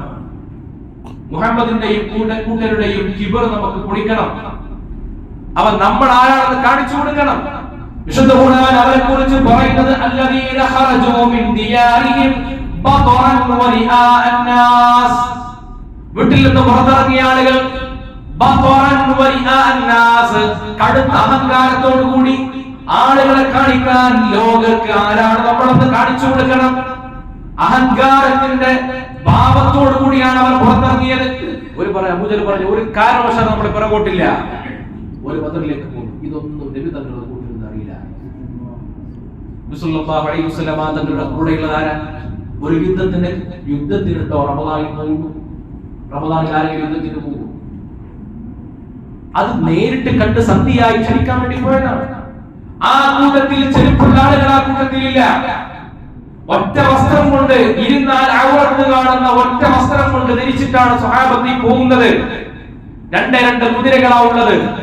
മർസദ് റളിയല്ലാഹു അൻഹുവിന്റെ ഒരു കുതിര, ആ കുതിരപ്പുറത്ത് നബി സല്ലല്ലാഹു അലൈഹി വസല്ലം തങ്ങളും മർസദും അലിയ റളിയല്ലാഹു അൻഹു മൂന്ന് പേരും ഊഴം വെച്ചിട്ടാ കയറി പോവുക. കുറച്ചു നേരം നബി തങ്ങൾ ആ കുതിരപ്പുറത്ത് പോകും, അവർ രണ്ടുപേരും നടക്കും. കുറച്ച് നബി തങ്ങൾ ഇറങ്ങും സല്ലല്ലാഹു അലൈഹി വസല്ലം, എന്നിട്ട് ഇവരോട് കയറാൻ പറയും. എന്നിട്ട് മർസദ് അലി റളിയല്ലാഹു അൻഹു കുതിരപ്പുറത്ത് ഇങ്ങനെ പോയി തങ്ങൾ ഇങ്ങനെ താഴെ കൂടെ നടക്കുക. അപ്പൊ അവർക്ക് സഹിക്കുന്നില്ല. അവർ പറഞ്ഞു, യാ റസൂലല്ലാഹ്, നിങ്ങൾ കുതിരപ്പുറത്തിന്റെ പോയിക്കോളൂ, ഞങ്ങൾ നടന്നോളാം. അവൻ നബി സല്ലല്ലാഹു അലൈഹി വസല്ലം തങ്ങൾ പറഞ്ഞ മറുപടി, അന്തും, നിങ്ങൾ എന്നേക്കാൾ ലൈസ ലസ്തും ബിഅഖ്വാ മിന്നി, നിങ്ങൾ എന്നേക്കാൾ കരുത്തുള്ളവരല്ലല്ലോ, നിങ്ങൾ എന്നേക്കാൾ കരുത്തുള്ളവരല്ല. നിങ്ങൾക്ക് നടക്കുമ്പോൾ കിട്ടുന്ന പ്രതിഫലം പോലത്തെ പ്രതിഫലം എനിക്കും വേണം എന്ന് പറഞ്ഞ നബി സല്ലല്ലാഹു അലൈഹി വസല്ലം തങ്ങൾ ആ സ്വഹാബത്തിനെ കുതിരപ്പുറത്ത് കിടന്നു നടക്കുകയാണ്. ബാക്കിയുള്ള ആളുകളുടെ കയ്യിലൊക്കെ ഒട്ടകങ്ങൾ മാത്രമേ ഉള്ളൂ, ബാക്കിയുള്ളവർ നടക്കുന്നു. ഒരു വിഭവങ്ങളില്ല, ഒരൊറ്റ കാരക്ക. ആ കാരക്കയുടെ മധുരം നുണഞ്ഞിട്ട് നോമ്പെടുക്കുന്നവർ സ്വഹാബത്ത് റളിയല്ലാഹു അൻഹു. ഇങ്ങനെ പോകുന്ന ആൾക്കാർ യുദ്ധത്തിന് ഇങ്ങനെ പോകില്ലല്ലോ. പടയങ്കികളില്ല, ഒന്നുമില്ല, യുദ്ധസന്നാഹങ്ങളൊന്നുമില്ല. ബദറിൽ എത്തിയപ്പോഴാണ് വിവരം പറയുന്നത്, മക്കയിൽ നിന്ന് നസ്വീകരക്കാർ പുറപ്പെട്ടിട്ടുണ്ട് ഖുറൈശികൾ യുദ്ധം ചെയ്യാൻ. ഖുറൈശികൾ പുറപ്പെട്ടിട്ടുണ്ടെന്ന് വിവരം അറിഞ്ഞപ്പോൾ നബി സല്ലല്ലാഹു അലൈഹി വസല്ലം തങ്ങൾ ആളെ പറഞ്ഞയച്ചു. അവർ എത്ര പേരുണ്ടെന്ന് പരിശോധിക്കാൻ. സംഘമായിട്ട് ഇങ്ങനെ വരികയാണ് ചെയ്യാൻ. അവർ കൃത്യം എത്ര പേരാ വന്നിട്ടുള്ളത് എന്നറിയില്ല. മക്കയിൽ നിന്ന് അവർ പുറപ്പെട്ടിട്ടുള്ളത് എങ്ങനെയാണ്? ഇവിടെ നൃത്തം ചെയ്യാൻ നർത്തകിമാരുണ്ട്, മദ്യപിക്കാൻ ചഷകങ്ങൾ കയ്യിൽ കരുതിയിട്ടുണ്ട്, അറുത്ത് കഴിക്കാൻ ഒട്ടകങ്ങളെ കരുതിയിട്ടുണ്ട്. മക്കയിൽ നിന്ന് പുറപ്പെടുന്നത് അബൂജഹൽ 10 ഒട്ടകത്തെ അറുത്ത് കൊടുത്തിട്ടുണ്ട്. 10 ഒട്ടകം. ഏതാനും ദൂരം പോയപ്പോൾ അബ്ബാസിന്റെ വക 10 ഒട്ടകം, ഉത്ബത്തിന്റെ വക 10 ഒട്ടകം. ഓരോ ദിവസവും 10 ഒട്ടകങ്ങൾ അറുത്തുകൊണ്ടാണ് അവർ വരുന്നത്. അങ്ങനെ എത്തുമ്പോഴേക്ക് 90 ഒട്ടകങ്ങളെ അറുത്ത് കടിച്ചിട്ടാണ് ഇവർ വരുന്നത്. ഒട്ടകമാണുള്ള ഭക്ഷണം. ഇവിടങ്ങളോടൊന്ന് പറഞ്ഞപ്പോൾ റസൂലുള്ളാഹി സ്വല്ലല്ലാഹു അലൈഹി വസല്ലം തങ്ങൾ പറഞ്ഞു, 10 ഒട്ടകങ്ങളെ അറുക്കുന്നുണ്ടെങ്കിൽ അവര് 900-ന്റെയും 1000-ന്റെയും ഇടയിലുള്ള ആളുകൾ ഉണ്ടാകും. അങ്ങനെ വയറുനിറച്ചിയ ഭക്ഷണം കഴിച്ച് നർത്തകിമാരുമായി മദ്യത്തിന്റെ വീപ്പുകളുമായിട്ടാണ് അവർ ബദറിലേക്ക് വരുന്നത്. ബദറിൽ വന്നിട്ട് അബൂജഹൽ പറഞ്ഞത് എന്താണ്? അവിടെ പോയി നമുക്ക് യുദ്ധം ചെയ്ത് നമുക്ക് ആസ്വദിച്ച് നമ്മൾ ആരാണെന്ന് കാണിച്ചു കൊടുത്ത് ആസ്വദിച്ചുകൊണ്ട് നമുക്ക് മടങ്ങി വരാം. അങ്ങനെയാണ് അവർ ബദറിലേക്ക് വരുന്നത്. ബദറിലേക്ക് 1000 പേര്, 313 ദുർബലരായ മനുഷ്യരെ. അൻസ്വാരികൾ ദുർബലരാണ്, അൻസ്വാരികളാണ് കൂടുതലുള്ളത്. മദീനക്കാർ അവർക്ക് യുദ്ധം ചെയ്യാൻ അറിയില്ല, അവർക്ക് ആരോഗ്യപരമായിട്ട് ആപേക്ഷികമായി കുറവുള്ളവരാണ്, അവർക്ക് നേരത്തെ ഈ പണി പരിചയമില്ലാത്തവരാണ്. മക്കക്കാരായ മുഹാജിറുകൾ അങ്ങനെയല്ല, അവർക്കത് പരിചയമുണ്ട്. ഈ അൻസ്വാരികളാണ് കൂടുതലുള്ളത്. നബി സല്ലല്ലാഹു അലൈഹി വസല്ലം തങ്ങൾക്ക് വേദനയായി. ഒന്നും അറിയാത്ത പാവപ്പെട്ട അൻസ്വാരികളെ ഞങ്ങളും ഖുറൈശികളായ മക്കക്കാരും ഈ ഖുറൈശി തറവാട്ടുകാരും തമ്മിലുള്ള യുദ്ധത്തിൽ എന്തിനാണ് വെറുതെ അൻസ്വാരികളെ കൊണ്ടുവന്നിറക്കിയത്? നബി സല്ലല്ലാഹു അലൈഹി വസല്ലം തങ്ങളുടെ ഉള്ളിൽ ഒരു വേദന. അൻസ്വാരികൾക്ക് ഇഷ്ടക്കേടുണ്ടാകുമോ എന്നൊരു തോന്നൽ. നബി തങ്ങൾ ഇങ്ങനെ കൂടി. ആദ്യഘട്ടത്തിൽ ഉമർ റളിയല്ലാഹു അൻഹു എത്രയോ തവണ പറഞ്ഞേക്കുന്നുണ്ട്, നമുക്ക് സന്ധിയായിട്ട് പിരിയാം, നമുക്ക് യുദ്ധം വേണ്ട, യുദ്ധമില്ലാതെ പിരിയാം. 3 തവണ പോയിട്ടും അബൂജഹൽ സമ്മതിക്കുന്നില്ല. അവസാനം യുദ്ധത്തിന് ഇറങ്ങണമെന്ന് തീരുമാനിക്കുമ്പോൾ അല്ലാഹുവിന്റെ തിരുദൂതർ സ്വഹാബത്തിനോട് അഭിപ്രായം ചോദിക്കുകയാണ്. അബൂബക്കർ റളിയല്ലാഹു അൻഹു പറഞ്ഞു, യാ റസൂലല്ലാഹ്, നിങ്ങൾ ഇറങ്ങിക്കോളൂ, പിറകിൽ ഞങ്ങളുണ്ടാകും, പിറകിൽ ഞങ്ങളുണ്ടാകും. ഉമർ റളിയല്ലാഹു അൻഹുവിനോട് ചോദിച്ചപ്പോൾ പറഞ്ഞു, നിങ്ങൾ ഇറങ്ങൂ നബിയേ, പിറകിൽ ഞങ്ങളുണ്ട്. അബൂബക്കറും ഉമറും ഒരു കാര്യത്തിൽ തീരുമാനം പറഞ്ഞാൽ പിന്നെ റസൂലുള്ളാഹി സ്വല്ലല്ലാഹു അലൈഹി വസല്ലം തങ്ങൾക്ക് പിന്നെ അതിൽ അമാദിക്കേണ്ട കാര്യമില്ല. പക്ഷേ നബി സ്വല്ലല്ലാഹു അലൈഹി വസല്ലം തങ്ങൾ യുദ്ധത്തിൽ ഇറങ്ങുന്നില്ല. ഇത് കണ്ട അൻസ്വാരികൾക്ക് മനസ്സിലായി, ഞങ്ങൾക്ക് ഇഷ്ടമില്ലേ, ഞങ്ങൾക്ക് യുദ്ധം താല്പര്യമില്ല എന്ന് കരുതിയിട്ടാണ് റസൂലുള്ളാഹി തങ്ങൾ ചോദിക്കുന്നത്. പാവങ്ങളായ അൻസ്വാരികളുടെ മനസ്സിൽ വേദനയുണ്ടോ എന്ന് കരുതിയിട്ടാണ് ചോദിക്കുന്നത്. നബി സല്ലല്ലാഹു അലൈഹി വസല്ലം തങ്ങളോട് ഖുർആൻ റളിയല്ലാഹു അൻഹു പറയുന്നു, ഇയ്യാനാ തുരീദ്, ഞങ്ങളുടെ അഭിപ്രായമാണോ നിങ്ങൾ ഉദ്ദേശിക്കുന്നത് നബിയേ? സല്ലല്ലാഹു അലൈഹി വസല്ലം തങ്ങൾ പറഞ്ഞു, അതെ, നിങ്ങളുടെ അഭിപ്രായമാണ്. ഖുർആൻ റളിയല്ലാഹു അൻഹു പറഞ്ഞ മറുപടി ഇതാണ്, അല്ലാഹുവിന്റെ റസൂലേ, ബനൂ ഇസ്രായീലുകാർ മൂസ നബിയോട് പറഞ്ഞതുപോലെ ഞങ്ങൾ ഒരിക്കലും പറയില്ല. മൂസ നബി അലൈഹിസ്സലാത്തു വസ്സലാമിനോട് ബനൂ ഇസ്രായീലുകാർ പറഞ്ഞതാണ്, യുദ്ധത്തിന് വിളിച്ചപ്പോൾ മൂസ നബിയോട് പറഞ്ഞു, ഇദ്ഹബ് അൻത വറബ്ബുക ഫഖാതിലാ, മൂസ ഈശോയുടെ റബ്ബും പോയിട്ട് യുദ്ധം ചെയ്തോ, ഇന്നാ കുന്നാ ഖായിദൂൻ, ഞങ്ങൾ ഇവിടെ മരുഭൂമിയിൽ ഇരിക്കാം. അങ്ങനെ ഞങ്ങൾ പറയില്ല. ബനൂ ഇസ്രായീലുകാർ മൂസ നബിയെ പറഞ്ഞയച്ച് മരുഭൂമിയിൽ ഇരുന്നു. ആ മരുഭൂമിയിലാണ് അവർ അല്ലാഹു വട്ടം കറക്കിയത്. ഈ മരുഭൂമിയിൽ നിന്ന് അവർ എങ്ങനെ പോയാലും അങ്ങോട്ട് തന്നെ വരും. 3 നബിമാരെ ആ കാലയളവിൽ വന്നു. ഇവരൊന്നും അറിഞ്ഞവർ മരുഭൂമി വിട്ടുപോയി, അത്രയും കാലം വിട്ടുപോയി. പറയുകയാണ്, അല്ലാഹുവിന്റെ തിരുദൂതരെ, ഞങ്ങൾ ഒരിക്കലും പറയില്ല, ഇന്നാ കുന്നാ മഅക മുഖാതിലൂൻ, നബിയേ, അന്ന് യുദ്ധത്തിനിറങ്ങിയാൽ ഞങ്ങൾ കൂടെ ഉണ്ടാകും. അപ്പോൾ ഉടനെ സഅദ് ഇബ്നു മുആദ് റളിയല്ലാഹു അൻഹു അൻസ്വാരികളുടെ നേതാവാണ്. സഅദ് റളിയല്ലാഹു അൻഹു പറഞ്ഞു, യാ റസൂലല്ലാഹ്, അങ്ങ് ബർഖുൽ ഹിമാദിലേക്കാണ് കയറി പോകുന്നതെങ്കിൽ മദീനയിൽ നിന്ന് ദൂരെയുള്ള ചെങ്കുത്തായ പാറകളുള്ള മലമുകളാണ് ബർഖുൽ ഹിമാദ്. അതിന്റെ മുകളിലേക്ക് കയറാൻ കഴിയില്ല, വീണു പോകും, മരിച്ചു പോകും. അവിടേക്കാണ് നബിയെ നിങ്ങൾ കയറി പോകുന്നതെങ്കിൽ ഞങ്ങൾ കൂടെ ഉണ്ടാകും, ഞങ്ങൾ നിങ്ങളുടെ പിറകിൽ കൂടെ ഉണ്ടാകും. ഇത് പറഞ്ഞപ്പോഴാണ് റസൂലുള്ളാഹി തങ്ങളുടെ മുഖം ഒന്ന് ശോഭിച്ചത്, യുദ്ധത്തിന് ഇറങ്ങണമെന്ന് തീരുമാനിച്ചത്. മഹാനായ ഇബ്നു മസ്ഊദ് റളിയല്ലാഹു അൻഹു പറയാണ്, ബദർ യുദ്ധത്തിന് ഇറങ്ങുന്നതിന് മുമ്പേ ഖതാദ റളിയല്ലാഹു അൻഹു സഅദ് ഇബ്നു മുആദ് റളിയല്ലാഹു അൻഹു അല്ലാഹുവിന്റെ തിരുദൂതരെ സന്തോഷിപ്പിച്ച പോലെ എനിക്ക് ഒരിക്കലെങ്കിലും അങ്ങനെ ഒന്ന് സന്തോഷിപ്പിക്കാൻ കഴിഞ്ഞിരുന്നെങ്കിൽ എന്ന് ഞാൻ ആഗ്രഹിച്ചു പോയിട്ടുണ്ട്. അത്ര റസൂലുള്ളാഹിന്റെ മനസ്സ് കുളിരുകൊണ്ട നേരമാണ്. തിരിഞ്ഞു നോക്കിയപ്പോ ആരൊക്കെയാണ് ഈ കൂട്ടത്തിലുള്ളത്? 16 വയസ്സുള്ള കുട്ടികൾ വരെ ആ കൂട്ടത്തിലുണ്ട്. നബി സല്ലല്ലാഹു അലൈഹി വസല്ലം തങ്ങൾ ഇങ്ങനെ നോക്കിയപ്പോ വസ്ത്രം ധരിക്കാത്തവരാണ്, ചെരുപ്പ് ധരിക്കാത്തവരാണ്, ഒട്ടിയ വയറുമായിട്ട് ഒരു കൈയിൽ നാളത്തെ നോമ്പ് തുറക്കാനുള്ള കാരക്കയും കയ്യിൽ പിടിച്ചിരിക്കുന്നവരാണ്. നബി സല്ലല്ലാഹു അലൈഹി വസല്ലം തങ്ങൾ തന്നിനകത്ത് കയറിയിട്ട് അല്ലാഹുവിന്റെ ഹബീബ് പറയുന്ന റസൂൽ അല്ലാഹുവോട് നടത്തുന്ന ഒരു ദുആയുണ്ട്, അല്ലാഹുവേ, എന്റെ കൂടെയുള്ള ആളുകൾ നഗ്നപാതരായി കൊണ്ട് കടന്നു വന്നവരാണ്. ഇന്നഹും ഉഫാത്ത് ഇന്നഹും ഉറാത്ത് ഫക്സുഹും, അവർക്ക് വസ്ത്രമില്ലാതെ വന്നവരാണ് നബിയെ, അവർക്ക് പകരം വസ്ത്രം കൊടുക്കണേ അല്ലാഹ്. അവർ ധരിക്കാൻ ചെരുപ്പില്ലാതെ വന്നവരാണ്, പടച്ചവനെ അവർക്ക് ചെരുപ്പ് കൊടുക്കണേ അല്ലാഹ്. അവർ കഴിക്കാൻ ഭക്ഷണമില്ലാതെ വന്നവരാണ്, അവർക്ക് നീ സ്വർഗ്ഗത്തിലെ ഭക്ഷണം നൽകണേ അല്ലാഹ്. കരഞ്ഞ് ദുആ ചെയ്തുകൊണ്ടാണ് റസൂലുള്ളാഹി തങ്ങൾ ഇറങ്ങുന്നത്. ഇറങ്ങുന്ന നേരത്തെ കുട്ടികളെ മാറ്റി നിർത്തുന്നുണ്ട്. ആ കൂട്ടത്തിൽ ഏതാനും 16 വയസ്സുള്ള കുട്ടികൾ വന്നിട്ട് പറഞ്ഞു, നബിയെ ഞങ്ങൾക്ക് യുദ്ധം ചെയ്യണം. അൻസ്വാരികളാണ്. നിങ്ങളെ ബുദ്ധിമുട്ടിച്ച ഖുറൈശികളെ, പ്രമുഖരായ ആളുകളെ ഞങ്ങൾക്കറിയാം. ഞങ്ങൾക്ക് അവരെ കൊലപ്പെടുത്തണം, യുദ്ധത്തിന് അനുവദിക്കണം. ഞങ്ങൾക്ക് കഴിയുമോ എന്നറിയണമെങ്കിൽ നബിയെ കൂടെയുള്ള ആളുകളുമായിട്ടൊന്ന് പരിശീലിപ്പിച്ചു നോക്കുക, ഞങ്ങൾ കാണിച്ചു നൽകാൻ ഞങ്ങളുടെ ഫിറ്റ്നസ്.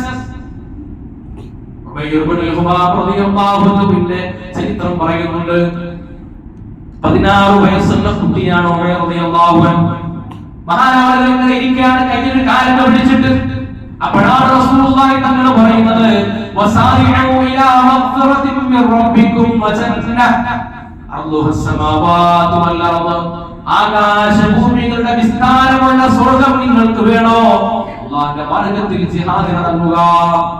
ഉമൈർ റളിയല്ലാഹു അൻഹു ചോദിക്കുന്നുണ്ട്, ആകാശഭൂമികളുടെ വലുപ്പമുള്ള സ്വർഗ്ഗമോ? അതേ നബി തങ്ങൾ പറയുന്നു, അതേ ആ വലുപ്പമുള്ള സ്വർഗ്ഗം. ആ കാരക്കയിലേക്ക് ഇങ്ങനെ നോക്കിയിട്ട് പറഞ്ഞു, ആ സ്വർഗ്ഗത്തിന് തടസ്സമായിട്ട് എനിക്ക് ഈ കാരക്കയാണ് ഉള്ളത്, ഈ കാരക്ക എനിക്ക് വേണ്ട എന്ന് പറഞ്ഞ് വലിച്ചെറിഞ്ഞിട്ടാണ് ഉമൈർ ഇബ്നുൽ ഹുമാം റളിയല്ലാഹു അൻഹു യുദ്ധക്കളത്തിലേക്ക് പോയത്. ധാരാളം ശത്രുക്കളെ കൊലപ്പെടുത്തിയിട്ട് മഹാനവറുകൾ ഷഹീദായി. ഷഹീദായ 14 ആളുകളുടെ പേരുകൾ എഴുതപ്പെട്ട ഫലകം ഇന്നും ബദറിലുണ്ട്.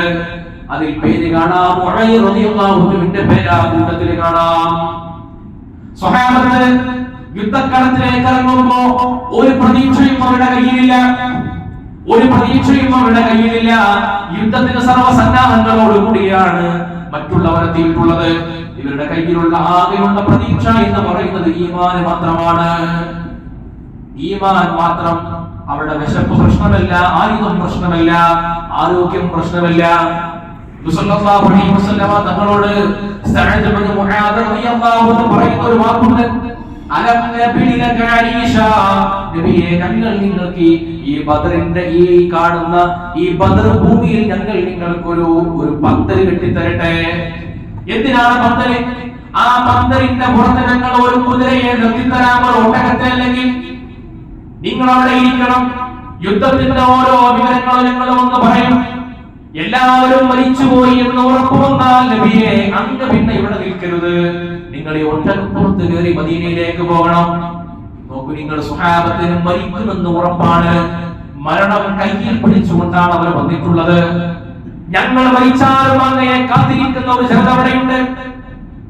ബദറിന്റെ ഏറ്റവും വലിയ തെളിവ്, ബദറിന്റെ ഏറ്റവും വലിയ കണ്ണു നിറയുന്ന കാഴ്ച എന്ന് പറയുന്നത് ഈമാനിന് വേണ്ടി, ഇസ്ലാമിന് വേണ്ടി അല്ലാഹുവിനോട് സ്വഹാബത്ത് കാണിക്കുന്ന ഈ മഹബ്ബത്താണ്. ഇവർക്ക് ഒരു പന്തൽ ഉണ്ടാക്കി കൊടുത്തോടെ. ഇന്നും ബദറിൽ പോയാൽ നമുക്ക് കാണാം, അവിടെ മസ്ജിദുൽ അരീഷ് എന്ന് പറയുന്ന ഒരു പള്ളിയുണ്ട്. ആ പള്ളി നിൽക്കുന്ന സ്ഥലത്താണ് അല്ലാഹുവിന്റെ ഹബീബിന് വേണ്ടി പന്തൽ ഉണ്ടാക്കി കൊടുത്തത്. ഈ സ്വഹാബത്തിനെ കുറിച്ച് പഠിക്കാൻ ഹകീം ഇബ്നു ഹസം എന്ന് പറയുന്ന ഒരാളെ അബൂജഹൽ പറഞ്ഞേക്കുന്നുണ്ട്. ഒന്ന് പോയിട്ട് ഇങ്ങനെ രാത്രി ഇങ്ങനെ വട്ടം കറങ്ങിട്ട് വായോ, പോലെ എത്ര ആളുണ്ട് നോക്കിയിട്ട് വായോ. ഹകീം ഇബ്നു ഹസം എന്ന് പറഞ്ഞാൽ ഖദീജ ബീവി റളിയല്ലാഹു അൻഹയുടെ സഹോദരന്റെ കുട്ടിയാണ്, ഇബ്നുകളുടെ അടിയന്റെ കുട്ടിയാണ്. നല്ല തന്ത്രമുള്ള ആളാണ്, യുദ്ധത്തിന്റെ സ്ട്രാറ്റജികൾ അറിയുന്ന ആളാണ്. അയാൾ ഇങ്ങനെ പോയി വന്നിട്ട് പറഞ്ഞു, അയാൾ പോയി വന്നിട്ട് ഉത്ബത്താണ് കാരണം, തന്തയായ ആള് ഉത്ബത്താണ്. ഉത്ബത്തിനോട് വന്നിട്ട് പറഞ്ഞു, അവർ 300 ആളാണ്. 300 ഒന്നുകിൽ ഏറെ കുറച്ച് കുറയും, 300 ചില ആൾക്കാരാണ്. പക്ഷേ ഒരു പ്രത്യേകതയുണ്ട്, ഇവർക്ക് സന്തോഷമായി. 300 ആളല്ലേ ഉള്ളൂ, നമ്മൾ 1000 ആളുകൾ, അവർക്ക് ഒന്നും ചെയ്യാൻ കഴിയില്ല. പക്ഷെ ഒരു പ്രത്യേകതയുണ്ട്,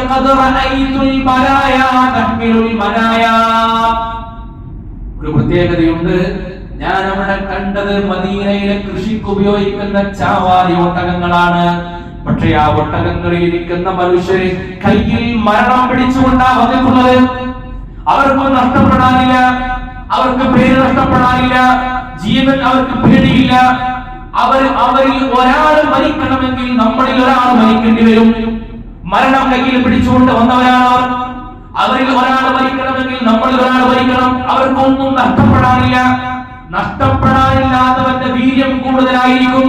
നമുക്ക് പേടിക്കാനുണ്ട്, നമുക്ക് നഷ്ടപ്പെടാനുണ്ട്. ഇവരോട് തോറ്റുവെന്നറിഞ്ഞാൽ അതൊരു നാണക്കേടാണ്. അവര് 300 പേര് മരിക്കണമെങ്കിൽ നമ്മൾ 300 പേര് മരിക്കണം. അങ്ങനെ നമ്മൾ 300 പേര് മരിച്ചിട്ട് എന്താ കാര്യം? പിന്നെ നമ്മൾ ജീവിക്കുന്നതിൽ വല്ല ഹൈറുണ്ടോ എന്ന് ഹക്കീം വന്നിട്ട് പറഞ്ഞപ്പോ ഉഴുത്തുബക്ക് പേടിയായി. ഉഴുത്തുബക്ക് കാര്യം മനസ്സിലായി. ഉഴുത്തുബ അബൂജഹലിനെ വിളിച്ചിട്ട് അബൂജഹലിന്റെ അടുത്ത് കാളെ പറഞ്ഞയച്ചു. അബുൽ ഹക്കമിന്റെ അടുത്ത് കാളെ പറഞ്ഞയച്ചു. അബൂജഹൽ വന്നിട്ട് പറഞ്ഞു, ഈ തന്തക്ക് ഇപ്പോഴും പേടിയാണ്. മുഹമ്മദിന്റെ വർത്താനം പറഞ്ഞപ്പോഴേക്ക് ചട്ടു കുടുങ്ങിയിരിക്കണ്. അതിന് വേറൊരു കാരണമുണ്ട്. ഈ യുദ്ധത്തിന് പോകുന്നതിന് മുമ്പ് മക്കയിൽ ഉത്തുബയുടെ കുടുംബത്തിൽപ്പെട്ട പെണ്ണുങ്ങൾ കിനാവ് കണ്ടിരുന്നു യുദ്ധം തോൽക്കുന്ന വിവരം. അപ്പൊ അതിന്റെ ഉള്ളിൽ പേടിയുണ്ട്. അപ്പോഴാണ് ഇയാൾ വന്നിട്ട് ഈ വിവരം പറയുന്നത്. ഈ വിവരം കൂടി കേട്ടതോടുകൂടി ഉത്തുബത്തിന് പേടിയായി. അപ്പൊ അബൂജഹൽ വന്നിട്ട് കളിയാക്കി, ഈ തന്തക്കിപ്പോ ഔത്തിന് കുടുങ്ങിയിരിക്കണ്, പേടി കുടുങ്ങിയിരിക്കുന്നത് പറഞ്ഞപ്പോ ഉത്തുബത്തിന് അപ്പോ ദുരഭിമാനം. എനിക്കൊരു പേടിയില്ല, ഞാൻ കാര്യം പറഞ്ഞതാണ്. യുദ്ധത്തിന് എനിക്കിപ്പോഴും ശേഷിയുണ്ട്, ഞാൻ കാണിച്ചു തരാം എന്ന് പറഞ്ഞിട്ട് ഉത്ബത്തും ഷൈബത്തും വലീദുമാണ് ആദ്യം ദ്വന്ദ്വ യുദ്ധത്തിന് ഇറങ്ങുന്നത്. യുദ്ധത്തിന് ഇങ്ങനെ വരിയായിട്ട് നടന്നിട്ടും ഒരു കൂട്ടർ അപ്പുറത്ത് വരിയായിട്ട് നിൽക്കും. പിന്നെ ദ്വന്ദ്വ യുദ്ധമാണ് ആദ്യം തുടങ്ങിയത്. ആ ദ്വന്ദ്വ യുദ്ധത്തിന് ഇറങ്ങിയ ആളാണ് ഉത്ബത്ത്. അവര് ഉറപ്പാണ് ഇവർ മരണം കയ്യിൽ പിടിച്ചുകൊണ്ട് വന്ന ആളുകളാണ്. ദ്വന്ദ്വ യുദ്ധത്തിൽ തന്നെ 3 പേരെ മുസ്ലിമീങ്ങൾ കീഴ്പ്പെടുത്തി. അലി റളിയല്ലാഹു അൻഹു, ഹംസ റളിയല്ലാഹു അൻഹു, ഉബൈദ റളിയല്ലാഹു അൻഹു, 3 പേരെയും കഥ കഴിച്ചു കളഞ്ഞു. യുദ്ധം മുസ്ലിമീങ്ങളുടെ പരിധിയിൽ വരിക. യുദ്ധമാണ് തുടങ്ങിയ പാടെ വിശുദ്ധ ഖുർആൻ പറയുന്നുണ്ട്. സൂറത്തുൽ അൻഫാലിലെ എത്രയോ ആയത്തിൽ മുസ്ലിമീങ്ങൾക്ക് അല്ലാഹു കൊടുത്ത 2 സഹായങ്ങളിൽപ്പെട്ട ഒന്ന് അല്ലാഹുവിന്റെ ഖൽബിൽ റുഅബ് കൊടുത്തു എന്നാണ്. റുഅബ്, ഭീതി. സല്ലല്ലാഹു അലൈഹി വസല്ലം തങ്ങൾ പറയുന്നു, സുർതു ബിർറുഅബി, മുത്ത് റസൂലുള്ളാഹിക്ക് മാത്രം വന്നു കൊടുക്കുന്ന ഒരു സഹായമാണത്. നബി തങ്ങളെ കണ്ട ശത്രുവിന്റെ ഉള്ളിൽ ഭീതി വരും, ശത്രുവിന്റെ ഉള്ളിൽ പേടി വരും, ഭയം വരും. അത് ഹബീബിന്റെ പ്രത്യേകതയാണ്. വിശുദ്ധ ഖുർആൻ പറയുന്നുണ്ട്, യുദ്ധം തുടങ്ങിയ പാടെ ശത്രുവിന്റെ ഉള്ളിൽ ഭീതി വന്നു. സ്വഹാബികൾ പറയാണ്, ഞങ്ങൾ യുദ്ധത്തിന് വേണ്ടി പോയാൽ ഞങ്ങൾക്ക് അവിടെ പോരാട്ടം നടത്തേണ്ട ഗതി വന്നിട്ടില്ല. ഞങ്ങൾ ശത്രുവിന്റെ പിറകെ ഇങ്ങനെ പോയിട്ട് തോളിൽ ഇങ്ങനെ തട്ടിയാൽ മതി, പേടിച്ച് വിറച്ചിട്ട് അയാൾ ഞങ്ങളെ കൂടെ വരും. മുസ്ലിമീങ്ങളും ശത്രുക്കളും നമ്മളുടെ ഏറ്റവും വലിയ പ്രത്യേകത എന്താ? ആളെ ഉള്ളിൽ ഭീതി വിടുക എന്നതാണ്. ശത്രുവിന്റെ ഉള്ളിൽ ഭീതി ഉണ്ടാകും, മുസ്ലിമിന് ഉഴപ്പുണ്ടാവില്ല. പക്ഷെ കാലക്രമേണ നേരെ തിരിച്ചായി മാറി. മുസ്ലിമീങ്ങൾക്ക് ഭീതി കൂടി, മുസ്ലിമീങ്ങൾക്ക് ഭീതി കൂടി. ശത്രുക്കൾക്കാണെങ്കിൽ ധൈര്യം വന്നു. മുസ്ലിമീങ്ങൾക്ക് ഭീതി കൂടാനുണ്ടായ കാരണം അവർക്ക് നഷ്ടപ്പെടാൻ ദുനിയാവുണ്ട് എന്ന പേടി ഉണ്ടായത് കൊണ്ടാണ്. 5 മാസമായി ഗസയിൽ യുദ്ധം നടക്കാൻ തുടങ്ങി. ഗസയിലേക്ക് ഭക്ഷണം കൊണ്ടുപോകുന്ന റഫഹ എന്ന് പറയുന്ന ഈജിപ്തിന്റെ അതിർത്തിയിൽ ഇന്നലെ ഈജിപ്തിന്റെ അതിർത്തിയിൽ അവിടെ 20ഓളം കുട്ടികളെ കൊലപ്പെടുത്തി കിടന്നു. അത് ഈജിപ്തിന്റെ അതിർത്തിയാണ്, മുസ്ലിം ഭരണാധികാരികളുടെ അതിർത്തിയാണ്. ആ ഈജിപ്തിൽ അവർ കഴിഞ്ഞ ദിവസവും അവർ യോഗം ചേർന്നിട്ടുണ്ട്. അറബ് ലീഗിന്റെ ആളുകൾ യോഗം ചേർന്നിട്ട് പറഞ്ഞത്, നിങ്ങൾ പെട്ടെന്ന് ക്രമസമാധാനം ഉണ്ടാക്കണമെന്ന് പറഞ്ഞ് പിരിയ എന്നതല്ലാതെ ഒരു കാര്യത്തിന് കഴിയുന്നില്ല. എന്താ കാര്യമായി? ഇങ്ങോട്ട് കുടുങ്ങി. ഞങ്ങൾ എന്തെങ്കിലും ചെയ്താൽ ഐക്യരാഷ്ട്രസഭയുടെ പ്രമേയം പാസാക്കിയാൽ അമേരിക്കയുമായിട്ടുള്ള മുഴുവൻ ബന്ധങ്ങളും വിച്ഛേദിക്കുമെന്ന് ഇസ്രായേൽ പറഞ്ഞപ്പോ, അങ്ങനെ അമേരിക്ക ചെയ്തിട്ടില്ലെങ്കിൽ അമേരിക്കയുമായിട്ട് ഞങ്ങൾ തെറ്റിയാൽ ഞങ്ങളുടെ മുഴുവൻ ഇൻവെസ്റ്റ്മെന്റ് പോകുമെന്ന് പേടി. സൗദി അറേബ്യയുടെ പേടി എന്താ? ഈജിപ്തും സൗദി അറേബ്യയും തമ്മിൽ അതിർത്തി പങ്കിടുന്ന പ്രദേശത്ത് ന്യൂയോർക്ക് സിറ്റി പണി നടക്കുകയാണ്. 2030 ആകുമ്പോഴേക്ക് ന്യൂയോർക്ക് സിറ്റിയുടെ പണി കഴിഞ്ഞാൽ ലോകത്തെ ഏറ്റവും വലിയ സാമ്പത്തിക ശേഷിയായി സൗദി അറേബ്യ മാറാൻ പോവുകയാണ്. അപ്പൊ യുദ്ധത്തിൽ ഞങ്ങൾ ഇസ്രായേലിനോട് അമേരിക്കയോട് ഏറ്റുമുട്ടിയാൽ ന്യൂയോർക്ക് സിറ്റി ബുദ്ധൂല എന്ന പേടിയാണ്. ഇങ്ങോട്ട് കുടുങ്ങി. അത് ഇത് തുടങ്ങിയല്ല, സ്പെയിനിന്റെ പതനം മുതൽ റോഡ് മുസ്ലിമീങ്ങളുടെ മനസ്സിലാണ്. അല്ലാഹു കാത്തുരക്ഷിക്കട്ടെ. ഈ റോഡ് എന്ന് പറഞ്ഞാൽ നമുക്കൊക്കെ ഉണ്ടാവില്ലേ, പെട്ടെന്ന് വീട്ടുകാട് ചെല്ലുമ്പോ രാത്രി പെട്ടെന്ന് ഒരു പേടി, ഉള്ളിൽ കാണും. ഈ കാണൽ ശത്രുവിന്റെ മനസ്സിലുണ്ടാക്കി കൊടുത്തു എന്നാണ് അല്ലാഹു. രണ്ടാമത്തെ ഒന്ന്, നാളെ യുദ്ധം നടക്കാം. യുദ്ധം നടക്കുന്ന ഇന്ന് വിശുദ്ധ ഖുർആൻ സൂറത്ത് അൻഫാലിൽ പറയാ, സ്വഹാബത്ത് ഇങ്ങനെ തൂങ്ങി ഉറങ്ങും. പരീക്ഷ എഴുതാൻ നേരത്തെ ആരെങ്കിലും തൂങ്ങി ഉറക്കം വരും? നാളെ പരീക്ഷ ആണെങ്കിൽ തൂങ്ങി ഉറക്കം ഉണ്ടാവും, പേടിയില്ല ഉണ്ടാവുക. സ്വഹാബത്ത് തൂങ്ങി ഉറങ്ങുക എന്ന് പറയുന്നത് അവർക്ക് അത്രയും സിമ്പിൾ ആയിരുന്നു യുദ്ധം. ഞങ്ങളുടെ കയ്യിൽ ഈമാൻ മതി. അന്നത്തെ രാത്രി അല്ലാഹു തആല ചെറിയ ഒരു മഴയും വർഷിച്ചു. യുദ്ധങ്ങളുടെ ദുആക്ക് ഉത്തരമായിട്ട് 3000 മലക്കുകൾ ഇറങ്ങി. സ്വഹാബികൾ പറയാണ്, കുതിരയുടെയും വാളിന്റെയും ശബ്ദം കേട്ട് ഞാൻ തിരിഞ്ഞു നോക്കിയപ്പോൾ അവരുടെ ശത്രു വീണ് കിടക്കുന്ന ശത്രുവിന്റെ മുഖത്ത് നോക്കിയപ്പോൾ മൂക്ക് ചെത്തിപ്പോയിട്ടുണ്ട്, തലയുടെ മുകളിൽ വെട്ടുകൊണ്ടിട്ടുണ്ട്. മലക്കുകൾ കൊന്ന ആളുകളെ തലയുടെ മുഖത്തിന്റെ നടുവിലായിട്ട് കൊലപ്പെടുത്തും, വിരലുകളുടെ അഗ്രഹം കുറിച്ച് കാണിച്ചിട്ടുണ്ടാവും. ആ ഖുറൈശികളെ നിന്ദ്യരാക്കി അല്ലാഹു കളഞ്ഞു. അന്നത്തെ ഏറ്റവും വലിയ അധികാരിയാണ് അബൂജഹൽ. അബൂജഹലിനെ 2 ചെറുപ്പക്കാരും 16 വയസ്സുള്ള 2 കുട്ടികളാണ് പോയിട്ട് കൊല്ലുന്നത്. 16 വയസ്സുള്ള 2 കുട്ടികൾ പോയിട്ട് 2 ഭാഗത്തുനിന്നും വെട്ടി. മലക്കുകൾ സഹായിച്ചു. 2 കുട്ടികളും വാളുമായിട്ട് റസൂലുള്ളാഹിന്റെ അടുത്തേക്ക് ഓടി വന്നു. അബ്ദുറഹ്മാൻ ഇബ്നു ഔഫ് റളിയല്ലാഹു അൻഹു പറയുന്നത്, ഞാൻ നിൽക്കുമ്പോൾ ഇതിന്റെ 2 സൈഡിലും കുട്ടികളാണ്. ഇപ്പോൾ കുറച്ചിലായി, കാരണം വരിയിൽ നിൽക്കുമ്പോൾ അടുത്തുള്ള ആളുകൾ ആരെയെന്ന് പ്രധാനമാണ്. ഇതിന്റെ 2 സൈഡിലും 2 കുട്ടികളാണ്. ഒരാളിനെ തോണ്ടിട്ട് പറഞ്ഞു, ഇവിടെ അബൂജഹൽ. ഒരു അറിയില്ല, മദീനക്കാരല്ലേ, ഒരു അബൂജഹലിനെ കണ്ടിട്ടില്ല. ഹബീബിന്റെ പ്രയാസപ്പെടുന്ന അബൂജഹലിനോട് കാണിച്ചത്. അപ്പൊ ആ കാണുന്ന ആളാണ്, അപ്പുറത്താണ്. അബൂജഹൽ എന്തിനാ നിങ്ങൾക്ക് അബൂജഹലിനെ കൊല്ലാൻ? യുദ്ധം തുടങ്ങിയിട്ട് ഇവരാണ് കൊലപ്പെടുത്തിയത്. അബൂജഹൽ എന്ന് പറയുന്ന അന്നത്തെ ഏറ്റവും വലിയ വീര പരാക്രമിയെ അല്ലാഹു കൊലപ്പെടുത്തിയത് 16 വയസ്സുള്ള ചെറിയ മക്കളെ കൊണ്ട്. വാളുമായിട്ട് അവർ റസൂലുള്ളാഹിന്റെ അരികിലേക്ക് പോയി തർക്കിച്ചു. ഞാനാണ് കൊന്നത്, ഞാനാണ് കൊന്നത്. നിങ്ങളുടെ അരികിലേക്ക് ഓടിച്ചെന്നു. വാളിങ്ങനെ നോക്കി രക്തത്തിന്റെ അടയാളം തീരുമാനിച്ചിട്ട് പറഞ്ഞു, ഇത് എന്താണെന്ന് കൊന്നത്. കുട്ടിയോട് സ്വീകരിച്ചു. എന്നിട്ടോ അബൂജഹൽ ഏറ്റവും കൂടുതൽ പരിഹസിച്ചത് ഇബ്നു മസ്ഊദ് റളിയല്ലാഹു അൻഹുവിനെയാണ്. അബൂജഹലിന്റെ തല കൊണ്ടുവരാൻ ഇബ്നു പറഞ്ഞയച്ചു. അബൂജഹൽ ഇങ്ങനെ ജീവച്ചവായിട്ട് കിടക്കുകയാണ്. നല്ല കഴുത്തുള്ള ആളാണ് അബൂജഹൽ. അവ ജീവച്ചവായിട്ട് കിടക്കണ നേരത്തെ പറഞ്ഞു, കഴുത്ത് മുറിക്കുമ്പോൾ പറഞ്ഞു, നെഞ്ചത്ത് ഇങ്ങനെ കയറി നിന്നാണ് ഇബ്നു മസ്ഊദ് കഴുത്ത് മുറിക്കണത്. അവ പറഞ്ഞു, ഇവിടുന്ന് മുറിക്കല്ലേ, ഇവിടുന്ന് മുറിച്ചോ, ഇതിന്റെ തല കണ്ടിട്ട് മുഹമ്മദ് പേടിക്കട്ടെ. അബൂജഹലിന് അപ്പോഴും കിബ്ര. അവിടെ മുറിച്ചിട്ട് ഇബ്നു മസ്ഊദ് പൊന്തുന്നില്ല, ഈ തല പൊന്തുന്നില്ല. അങ്ങനെ അലി റളിയല്ലാഹു അൻഹു വന്ന് 2 ചെവിന്റെ വട്ടക്കണ്ണയിലും കയറിട്ട് വലിച്ചിട്ടാണ് കൊണ്ടുവന്നിട്ട് ഖലീബ് എന്ന് പറയുന്ന പൊട്ടക്കിണറ്റിലേക്ക് വലിച്ചിട്ടത്. യുദ്ധം കഴിഞ്ഞു. ആരൊക്കെ മരിച്ചിരുന്നത്? ഉത്ബത്ത്, ഷൈബത്ത്, വലീദ്, അബൂജഹൽ, ഖുറൈശി നേതാക്കന്മാരൊക്കെ ജീവൻ പോയി. ഈ വിവരം ചിന്തികൾ മുഖേന അന്നത്തെ രാജാക്കന്മാർ അറിഞ്ഞു. ലോകത്ത് ദുർബലരാണെന്ന് കരുതപ്പെട്ടിരുന്ന മുസ്ലിമീങ്ങൾ അന്ന് മുതൽ മുസ്ലിമീങ്ങൾ പരിഗണിക്കപ്പെടുന്നവരായി. അധികാരമായിരുന്ന പ്രധാനം, ശക്തിയായിരുന്ന പ്രധാനം. ഇവരുമായി ഇനി യുദ്ധത്തിൽ ജയിക്കാൻ കഴിയില്ല എന്ന് ഉറപ്പായി. അന്ന് മുതലാണ് മുസ്ലിമീങ്ങൾ നബി തങ്ങളുടെ കത്തുകളെ പോലും രാജാക്കന്മാർ സ്വീകരിച്ചത്. അതിനു മുമ്പ് മദീനയിൽ അധികാരമില്ലാത്ത, ഒരു ശക്തിയുമില്ലാത്ത മുഹമ്മദിന്റെ കത്ത് നമ്മളത്തിന് സ്വീകരിക്കണം. ഈ ലോകത്ത് എല്ലാവരും തോൽക്കുമെന്ന് വിധി എഴുതിയ ഘട്ടത്തിൽ, എല്ലാവരും പരാജയപ്പെടുമെന്ന് വിധി എഴുതിയ ഘട്ടത്തിൽ വിശുദ്ധ ഖുർആൻ പറഞ്ഞതുപോലെ വലഖദ് നസറകുമുല്ലാഹു ബിബദരിൻ വഅൻതും അദില്ല, നിങ്ങൾക്ക് ഒന്നുമില്ലാത്ത കാലത്ത് നിങ്ങൾ അല്ലാഹു സഹായിച്ചിട്ടുണ്ട്. കം മിൻ ഫിഅത്തിൻ ഖലീലത്തിൻ യഗ്ലിബു ഫിഅതൻ കസീറതൻ ബിഇദ്നില്ലാഹ്. എത്രയെത്ര കൊച്ചു സംഘങ്ങളാണ് അല്ലാഹുവിന്റെ പ്രത്യേകമായ സഹായം കൊണ്ട് രക്ഷപ്പെട്ടത്. നമുക്ക് നൽകുന്ന ഒന്നാമത്തെ പാഠം ഇതാണ്. ഭൗതികമായ സന്നാഹങ്ങളിൽ നമ്മൾ ഒരിക്കലും അഭയം തേടുന്നതിന് പകരം യഖീനോടെ അല്ലാഹുവിൽ അഭയം തേടിയാൽ അല്ലാഹുവിന്റെ സഹായം നമുക്ക്